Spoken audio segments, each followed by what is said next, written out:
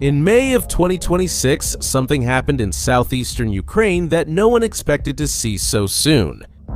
It wasn't an epic battle, it wasn't a long-range missile, it was the recapture of a village that barely appears on the map, with fewer than 200 people, no walls, no castle, no army of its own. But this village held off Russia for more than 1,500 days. And now, for the first time, Ukraine seems to have finally turned the tide. The name of the place is Mala Tokmachka, and what happened there may be the clearest sign we have that the Russian offensive is breaking down. But to understand the significance of this, you need to know one thing. Mala Tokmachka is not strategic. It's big. It's strategic because it's on the way.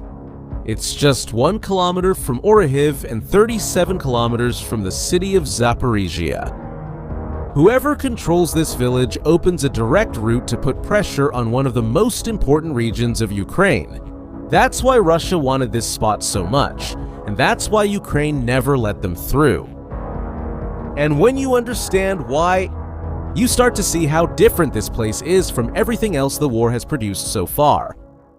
The first reason is the terrain. The village is almost completely surrounded by elevated areas.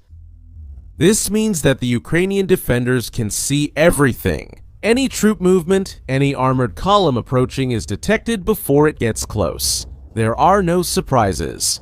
There is no such thing as a surprise attack. The soldiers of the 118th Mechanized Brigade knew exactly what was coming, where it was coming from, and when it was coming. The second reason is tactical. The Ukrainians turned that destroyed village into a fortress. Abandoned houses turned into bunkers. Where there used to be a living room, now there was a firing position. Narrow alleys turned into traps. The fields around were mined, forcing the Russians to always advance along the same paths that the Ukrainians already knew by heart. And over time, drones took full control of the situation.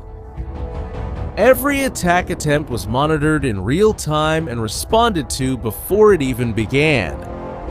The soldiers defending Mala Tokmachka even earned a nickname, the Cyborgs, a direct reference to the heroes who defended Donetsk airport for months under impossible conditions. They are people who sleep in basements, who go weeks without seeing the sun, who wake up every day to the sound of artillery as their alarm clock. They fight in freezing temperatures under constant bombardment, practically surrounded. And yet, they do not retreat. For every Russian attack that comes, there's a Ukrainian on the other side who already knew it was coming. It's hard to imagine what that's like on a daily basis. But it's exactly this kind of resistance that's holding back what's called the second largest army in the world. So much so that the 118th Brigade received official certification from the Ukrainian Book of Records for the longest defense of a frontline position in the entire war. But Russia hasn't given up. In 2025, after months of repeated failures along the entire front line, the Russian government decided it was time to put an end to it once and for all. The order came from the top. Advance, take territory, show results. And Mala Tokmachka was on the list. In October of 2025, Russia tried again, this time with everything they had. That October morning, the horizon was covered in dust and smoke. 26 armored vehicles advancing at the same time, the ground shaking, Ukrainian drones already in the air. The largest attack up to that point was organized on October 20th. Units from the 71st Motorized Rifle Regiment advanced with 2 full companies and about 26 armored vehicles, tanks, and troop carriers. In theory, a force of this size would be capable of taking an entire city, not just a destroyed village. But that's not what happened. The Ukrainians responded with drones, mines, and direct fire. By the end of the day, 20 Russian vehicles were destroyed and dozens of soldiers were dead. And then Russia did something no one expected. It wasn't a new attack. It wasn't a withdrawal. It was something much more revealing than any battle.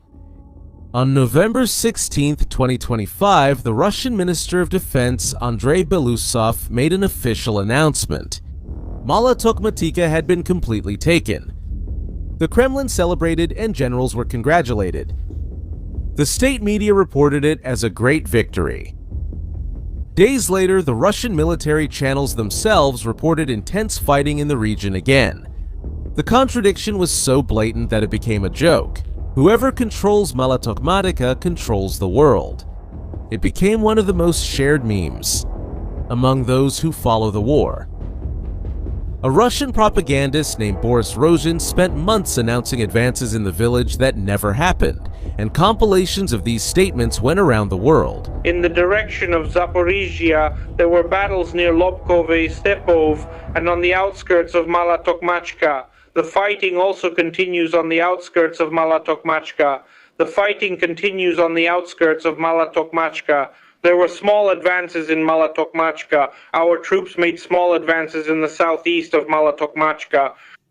The situation reached such a point that Russian universities began threatening students with expulsion for publicly making fun of the episode. Think about that for a second. A government that uses the power of the state to silence jokes about a village with 200 people, thousands of men killed, for a village that remains Ukrainian. But the story didn't end with the meme, because in May of 2026, something really changed.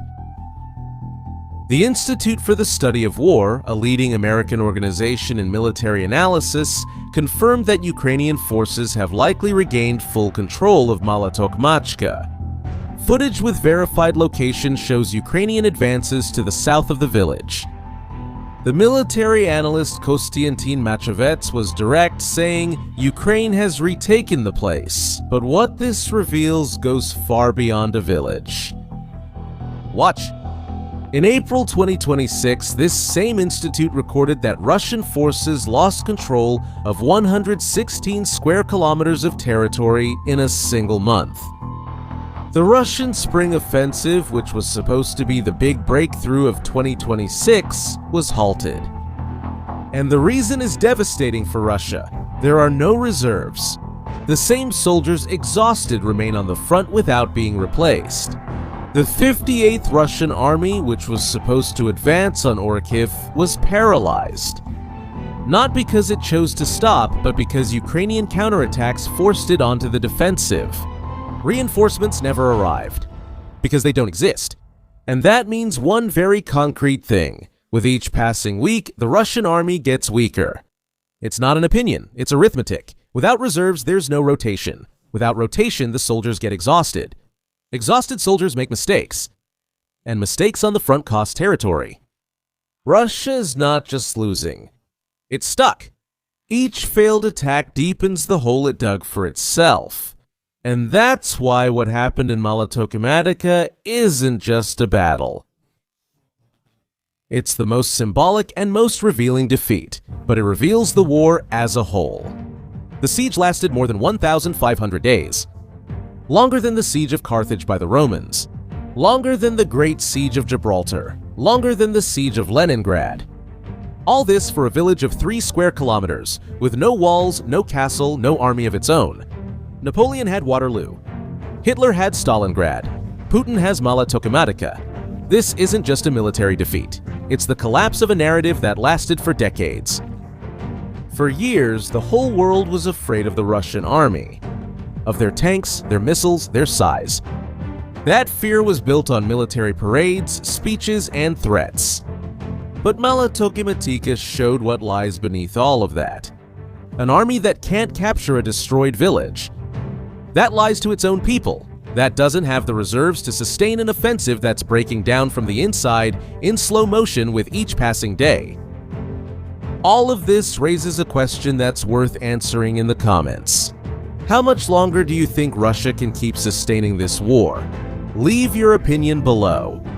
I really want to know what you think. If this content helped you see what's behind the numbers of this war, share it with someone who also follows the conflict. And if you haven't subscribed to the channel yet, take this opportunity to do it now. There's a lot more happening, and we'll bring you everything first. See you next time.